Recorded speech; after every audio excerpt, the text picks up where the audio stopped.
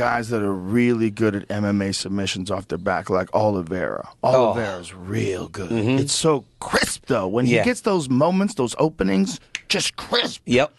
Right away. Yeah, he finds those arm bars and triangles, and he cinches submissions up so quick. Yeah. So quick. One of the quickest guys. I mean, does he have the most submissions in the history of the sport? Yeah. He's 20. They're so quick, man. The technique is so smooth. How do you have 20 submissions? How do you submit 20 of the most dangerous people in the world?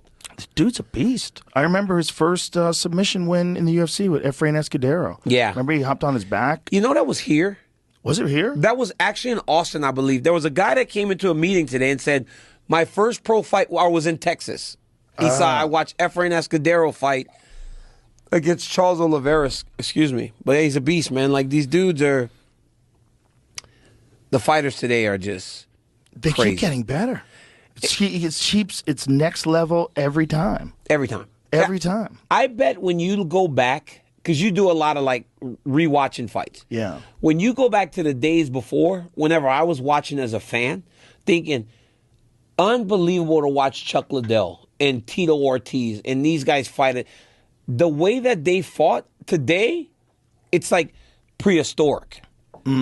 It's crazy. The skill level. The difference. Oh, my goodness. Yeah. It's like they're faster, they're bigger, they're stronger, they're more advanced, the techniques are better.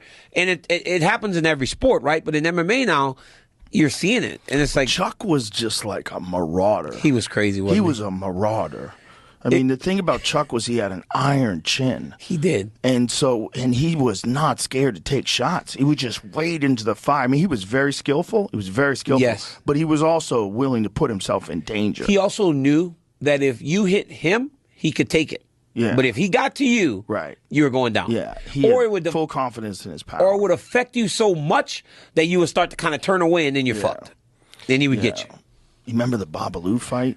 Dude, I swear to God, Joe, when I was in Stillwater, Oklahoma, I was on my Olympic run. You guys were doing a few pay-per-views a year. It wasn't every month like we do today. I think was it 4, 5 a year? I don't remember how many we did. But it wasn't many. And it became, who's Chuck Liddell beating this time? That really was the pay-per-view. Yeah. Is he beating Babalu this time? Is he beating Randy this time? Is he beating Randall? Like, who's he going to beat this time on the pay-per-view? Because he was massive. He was the biggest going star. through his run as a champion. He was a motherfucker, dude. He was a scary guy. Fucker was in shape, too. Very good shape. Dude, he was in shape. Well, Hackelman. John Hackelman from the Pit. Yeah, he's a psychopath. That guy, he's a psycho. He's a great psycho. Yeah. I love that dude. But that guy was one of the first guys to implement like really unusual training, like wheelbarrows filled with rocks and shit, pushing them uphill. That pit, that training center that he had in San Luis Obispo. It looked like it was outdoor. Yeah, the cage was outdoors. Yeah, I always looked at it like, are these guys training outside? Hackelman's funny, man. Yeah. He's a fun dude. But he just was the first to realize that, like, functional training. Functional training. This kind of work, those, like, really hard physical work along with technique. Yeah. It's like it's interesting when you go back to the pioneers, how they all had to figure it out on their own. Like, and that's what it was. Figured it out on their own. The Lions Den did it their way. And Militich trained, like, a bunch of champions. Oh, yeah. For a while, they had, like, the best. You know?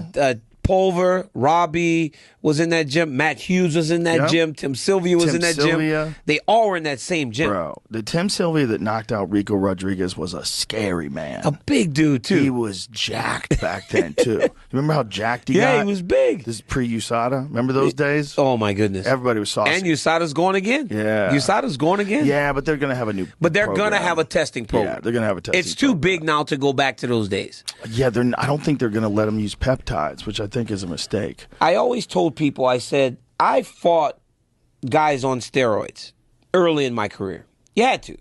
I honestly don't ever recall taking a test when I was in Strike Force. 10, 11, 12. Nope. Drug tests? No, like what? no I never in my life took I never did. I never took anything, but I never got tested. That's crazy. So I was like, somebody was doing something. Of course. And then they suspend poor Nick Diaz for weed. Bro. For like 5 years. They gave him like a 5-year suspension for weed. Listen, the best example of all time clearly is Alistair when he was fighting Brock. Bro. Did you see that dude? What was that? In He his was Strikeforce? a superhero. That was UFC.